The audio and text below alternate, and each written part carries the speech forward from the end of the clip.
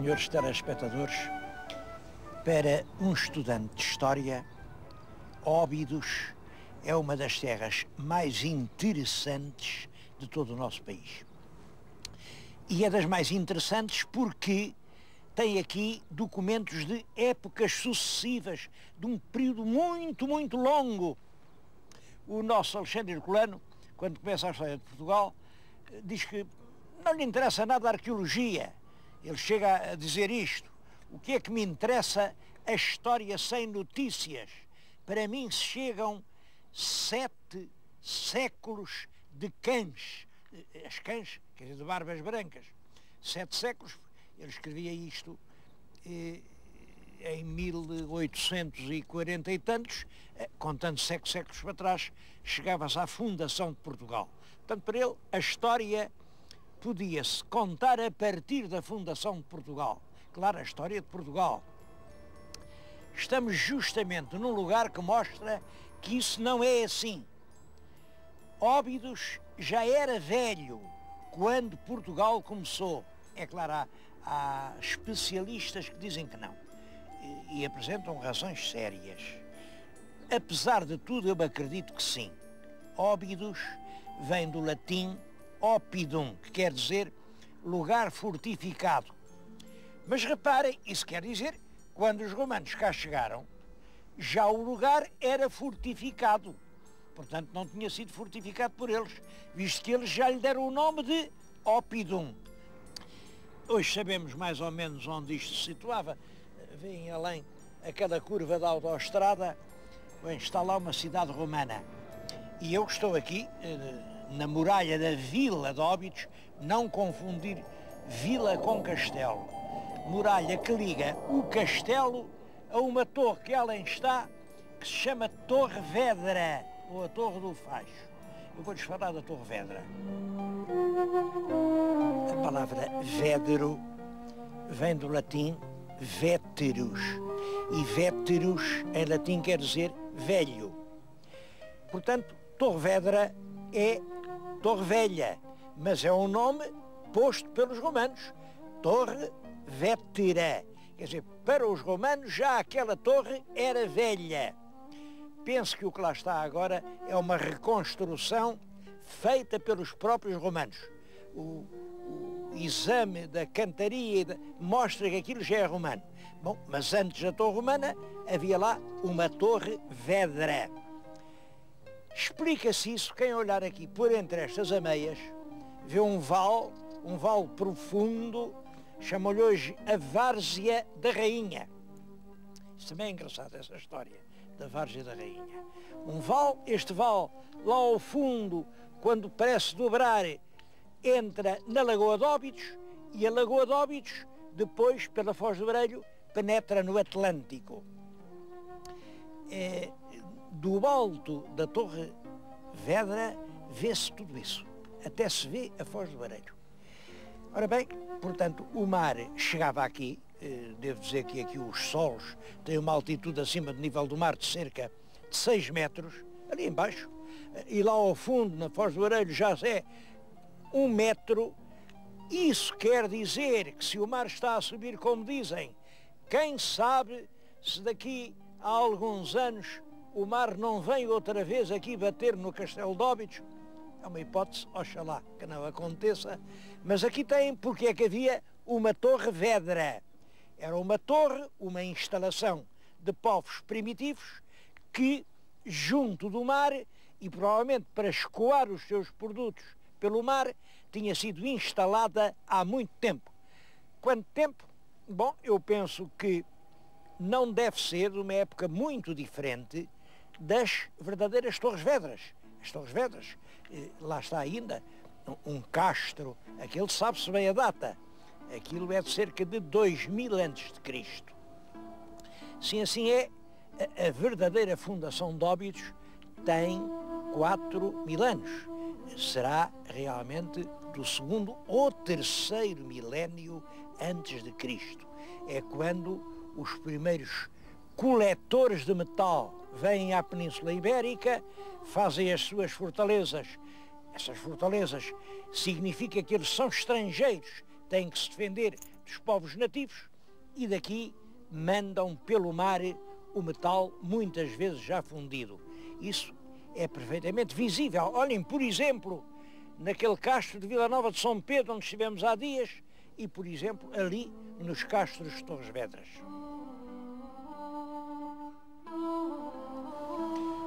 A evolução histórica de Óbidos é muito curiosa, porque até ao tempo de Dom João V é a grande vila da Extremadura. Era uma terra de rainhas e de reis. Ora, quando o próprio Dom João V queria ir tomar tratamento nas Caldas da Rainha, que nessa altura se chamavam Caldas de Óbidos, era em Óbidos que ele se instalava. Ia depois numa carruagem, todos os dias, passava ali embaixo ao Senhor da Pedra, vem a capelinha, e deixava uma esmola para ver se curava mais depressa. Foi durante 7 anos, e durante 7 anos lhe disseram: Vossa Majestade, está melhor. Ele ia dando esmolas, é claro, acabou por morrer daquilo e, como vêem, a Igreja ficou por acabar. Bom, mas quando chega ao século XVIII, com a Estrada Real que passa nas Caldas, as Caldas ocupam realmente o lugar de Óbidos. Nós vemos aqui na nossa frente, Óbidos, está mesmo em frente, a Óbidos medieval, e ali 6 quilómetros naquela direção. As Caldas, a grande cidade moderna. Isso provoca uma coisa: o século XIX não passa por Óbidos, fixa-se todo nas Caldas. São as Caldas dos banhistas, dos turistas, as Caldas do Rafael de Bordalo. Entretanto, Óbidos parece agonizar. Eu próprio lembro-me, era pequenino, tinha 8 ou 9 anos, fui com o meu pai a Óbidos. Óbidos era uma aldeia sonolenta, uma aldeia com muitas muralhas, muitas coisas antigas, e assim, pessoas muito idosas, uns velhos, que estavam sentados nos bancos, às portas dos seus lares. Era uma aldeia inteiramente morta. Isto há 70 anos. Ora bem, entretanto, pessoas de bom gosto viram aquilo, a tal terra onde o século XIX não tinha passado, onde as casas conservavam as suas frontarias brancas, já, claro, muito manchadas pelo tempo, mas com um encanto indefinível, de terra de antes do século XIX, de antes do comboio, terra de antigamente. O primeiro a dar por isso foi o Ramalho Ortigão. Passou por lá e disse: que linda terra que aqui se podia fazer. Bom, aconteceu isso quando desperta a vaga turística, ali pelos anos 30, 40, Óbidos faz-se uma terra que atrai turistas de toda a parte e volta a ser um dos polos turísticos do país. E tem o seu crescimento independentemente das Caldas. As Caldas crescem porque são modernas, Óbidos cresce porque é antiga. Tudo tem a sua vez neste mundo.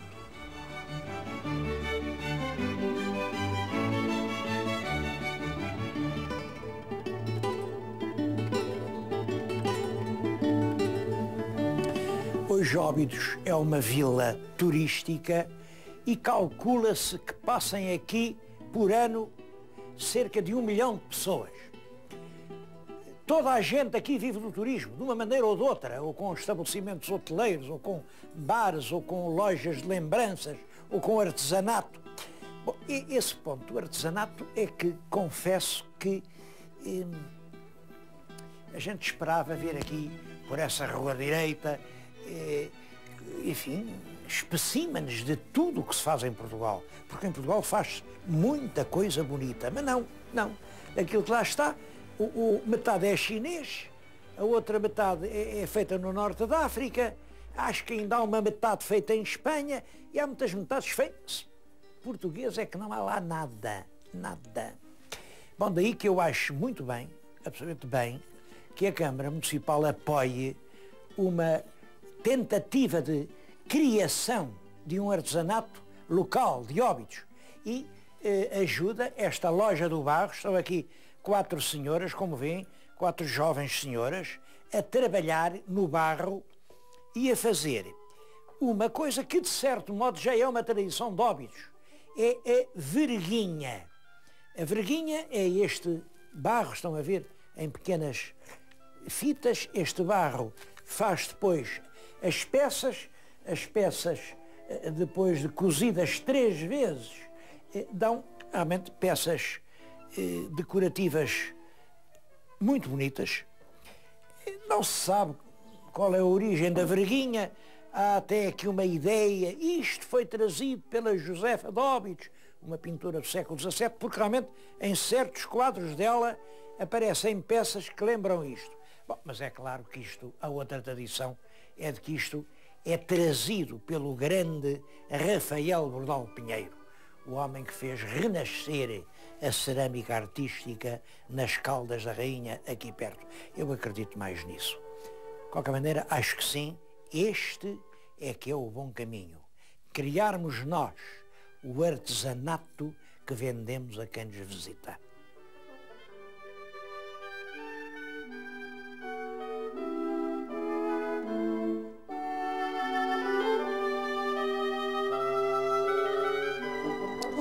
Das notícias de Óbidos, a mais importante é a descoberta de uma importante cidade romana. Uma cidade de que há muito tempo se ouvia falar. Imaginem o Plínio, no século I depois de Cristo, dizia que entre Colipo e Olicipo, Olicipo a gente sabe que é Lisboa, Colipo é Leiria, havia uma outra cidade importante, que era Ebrobricium, ou Ebrobritium. Ninguém sabia onde era. Agora, quando fizeram aquela estrada, é a estrada rápida que vai de Lisboa às Caldas, ao fazerem os pilares, enfim, esburacaram o terreno e de repente vê-se um bocado de muro romano. Bom, vieram os arqueólogos, a Câmara prestou a isto muita atenção e nesta altura já estão postos a descoberto estruturas extremamente importantes que mostram que realmente esta cidade era uma cidade notável, porque isto, por exemplo, é um bocado das termas, só as cidades notáveis é que tinham estes edifícios. Os trabalhos continuam, é claro, agora metade da cidade está debaixo da estrada, mas a estrada teve esta vantagem, veio descobrir a cidade, é claro, agora tapa mais de metade. A cidade era grande, os trabalhos estão em plena continuação e, com certeza, a história de Óbidos, daqui a uns anos, vai ter de ser contada de uma maneira completamente diferente.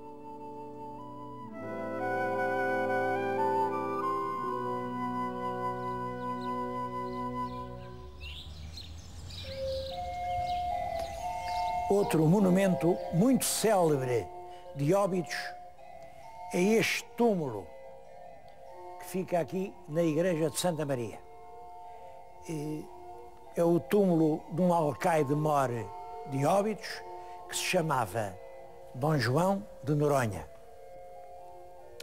Os guias turísticos, até os desdobráveis, que estão agora a ser distribuídos, dizem que era Dom João de Noronha, conde de Gigon. Para verem a tolice que isto é. Esse conde de Gigon era um filho bastardo do rei Henrique II de Castela e casou no ano de 1374 com uma irmã do nosso rei Dom Fernando. Reparem, 1374. Ora, este que aqui está enterrou-se, diz aqui, em 1575. Portanto, 201 anos depois de ter casado. Bom, é claro, basta isto para ver que não é o conde de Gigon, nem sequer pode ser um filho, nem talvez um neto dele. Eu acho que é um bisneto, mas é realmente dessa linhagem. Esse conde de Gigon casa com uma irmã do nosso rei, tem uma ninhada de filhos, vem para Portugal quando o mestre Davis sobe ao trono e dão origem a uma das mais ilustres famílias portuguesas, a família dos Noronhas. Muita gente importante, vice-reis da Índia, homens de grande envergadura, vieram dessa família. Bom, este foi aqui alcaide de Óbidos, tem ali as armas dele, as armas dos Noronhas, aquilo diz, são, de um lado, as armas reais de Portugal, do outro lado, as armas reais de Castela, é que eles eram descendentes dos reis de Portugal e dos reis de Castela. E deste lado, as armas da senhora com quem ele casou, Dona Isabel de Sousa. Eram Sousas, dos Sousas Chichorros, que vinham também por bastardia do rei de Portugal, Dom Afonso III. Por isso aqui estão as armas de Portugal, aqui as armas dos Sousas. Eu peço que reparem no túmulo, que é uma das coisas mais dramáticas, mais emocionantes da escultura portuguesa. É uma senhora que leva o filho agonizante ao túmulo e realmente, enquanto dois anjos exprimem a sua imensa dor, isto a mim emociona muito e acho que emociona qualquer pessoa. Um outro pormenor, apesar de toda esta beleza, o túmulo foi vandalizado. Reparem nas mãos do Cristo. Alguém lhe partiu os dedos, numa mão e noutra. Bom, é que o túmulo já cá estava, quando a vila foi ocupada pelos soldados de Napoleão nas invasões francesas. É possível que seja nessa altura o vandalismo.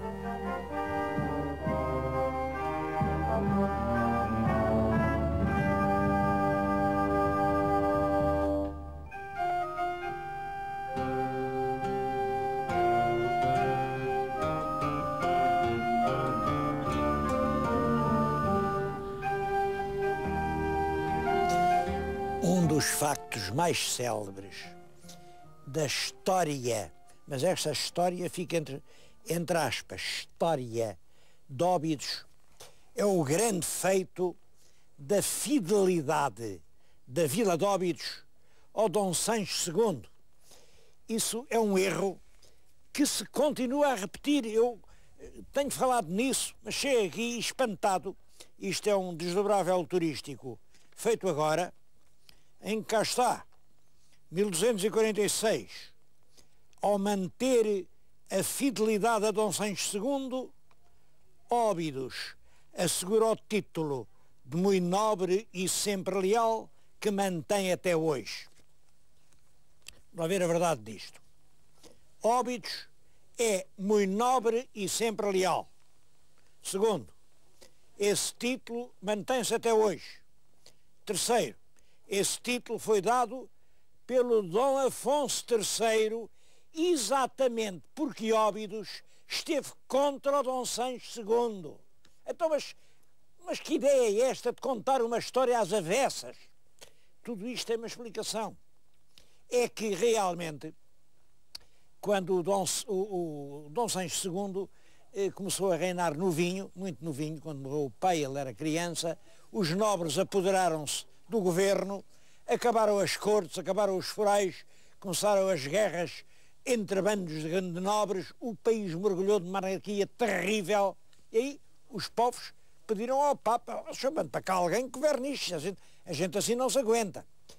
E o Papa encarregou um irmão do rei de Portugal, que vivia em Paris, que era o Conde de Bolonha, era o Dom Afonso III, de vir a Portugal para estabelecer aqui um reinado, um governo que agradasse a toda a gente. Ele foi bem recebido pelas cidades e pelas vilas, mas muito mal recebido pelos fidalgos, porque é claro que os fidalgos era quem tirava partido de toda aquela anarquia, toda aquela confusão. Então temos isto. As vilas estão pelo Dom Afonso, que é o bolonhês. Mas os nobres estão pelo Dom Sancho, que era quem representava a tradição. Aqui em Óbidos passa-se isto. Os nobres metem-se aqui no castelo, o bolonhês cerca o castelo. O que o texto diz é que ele pôs cerco ao castelo de Óbidos, não foi à vila de Óbidos. E vila e castelo são coisas completamente diferentes. pôs cerco ao castelo e que a vila foi leal a ele, Dom Afonso. Por isso é que o Dom Afonso III, quando é rei, lhes dá o título de sempre leal. Pois é claro, estabeleceu-se a ideia romântica, ninguém já distinguia vila e castelo, tudo isto tem muros, e esse cerro chega até hoje. E eu tenho pena, quando vejo numa publicação já deste ano, impresso realmente uma tolice que vem a desmentir toda a verdade do passado medieval português. Já viram todos a falar, e além do papel de óbitos, tenho também aqui um livro na mão. É um livro Património, Balanço e Perspectivas, e tem aqui datas que me preocupam. 2000 a 2006. Isto representa a política do Instituto Português do Património Arquitetónico até o ano 2006. Bom, e é o caso de dizer, a gente lê isto e não fica contente. Então, só se vai fazer isto. Então, este país que tem centenas e centenas de pequenos monumentos a cair de podres, eu nesta peregrinação tenho-os encontrado a cada passo, em cada semana tenho apontado 2 ou 3, e agora lê-se isto, no fundo, vão restaurar os grandes monumentos, eles não têm culpa porque não há dinheiro para mais, e isto só quer dizer uma coisa, é que realmente a ideia de que o património histórico é raiz do passado, é um ingrediente essencial do desenvolvimento do futuro por causa do turismo que atrai. Essa ideia ainda não conseguiu penetrar na mente dos nossos governantes. Mas o principal monumento de Óbidos continua a ser e há de ser sempre o castelo. Um castelo que tem coisas feitas pelo Dom Afonso Henriques, coisas feitas pelo filho dele, o rei Dom Sancho, coisas feitas pelo Afonso III, coisas feitas pelo filho do Afonso III, que foi Dom Dinis, coisas feitas pelo Dom Fernando. Quer dizer, só este castelo é um álbum de história e até tem coisas feitas por nós. Vamos depois vê-las. Aqui, embebida na alvenaria da parede, estão a ver um arco antigo. Bom, aquilo é o que resta da Igreja de Santiago, mandada fazer pelo rei Dom Sancho I. Eu tenho uma grande simpatia por este rei Dom Sancho, é o nosso segundo rei, é filho do Afonso Henriques, é um homem de paz, de administração, de fomento económico, é um homem que enraiza a semente da monarquia e é um homem que atravessou toda a vida comido por uma doença terrível, que era a lepra, o rei leproso. Toda a gente sabe em Portugal que o filho dele, o Dom Afonso II, era leproso, até lhe chamam o gafo. Deste não se sabia, mas hoje não há dúvida nenhuma, os documentos são terríveis. Dom Sancho era leproso. As filhas herdaram a lepra, ou pelo menos a fama de a terem, por isso foram repudiadas pelo marido. E o próprio Dom Sancho, olhem, veio viver para aqui, para Óbidos, viveu aqui bastantes anos da sua vida, fechado, havia aqui uma muralha que não deixava contactar com a vila, a própria igreja tinha a porta do lado de lá. Hoje essa igreja caiu com o terremoto e tudo quanto resta desses tempos é aquele arco embebido na alvenaria anónima. Bom, depois há muita coisa no castelo, olhem, no meado do nosso século, 1951, fez-se uma pousada. É uma das primeiras pousadas turísticas de Portugal, no meio do século. No fim do século fez-se outra obra, eu não sei que pense, aquilo é um auditório, fica a marcar o ano 2000. Quando se põe assim um remendo novo num manto tão velho como este, eu fico sempre perplexo, eu não sei o que pense. Aqui em Óbidos, toda a gente que eu vi estava um pouco como eu. Bom, aquilo escusava de se ver tanto, preferiam as velhas pedras. Bom, mas eu bem sei que o português é muito, muito conservador. Bem, o meu telespectador olhe, veja, forme o seu juízo e depois diga-me o que pensa.